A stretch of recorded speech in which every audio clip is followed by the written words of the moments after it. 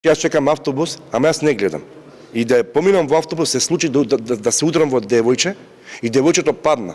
И јас требаше не се да ја помогнам, замислете вие. Оваа случка е дел од секојдневието на лицата со оштетен вид. Суарет Алишан е лице со 99% оштетен вид. Тој вели дека пристапноста до објектите, неадаптираноста за слепите лица, како и малата инклузивност во образованието и пристапот до здравствени услуги се поголемите проблеми со кои се соочуваат тие секојдневно.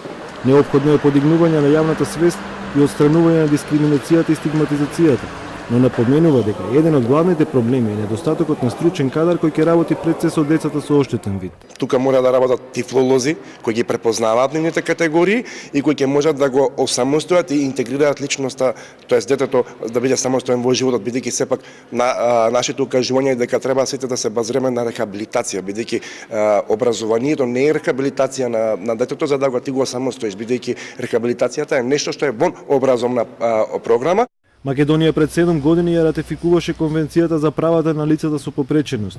Представникот на Сдруженијата на инвалидските организации Чедомир Трајковски вели дека тие не се задоволни до сегашното остварување на правата кои произлегуваат со оваа конвенција. 7 години многу мал дел е применета и усогласена со националното законодавство. Ако збориме за поддржано вработување, исто така не се практикува.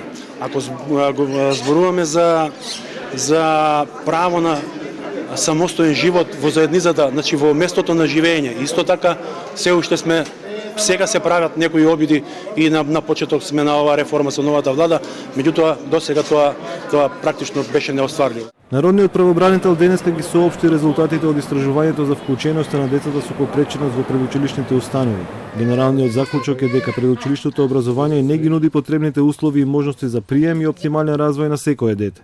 Во отсуство на механизми за системско идентификување, евидентирање и следење на децата со попреченост од најрана возраст, во голема мера се намалуваат можностите за рана стимулација, што пак го отежнува престојот на децата со попреченост во градинките, кој за жал повеќе се сведува на згрижување, а помалку на воспитување и ран стимулативен развој.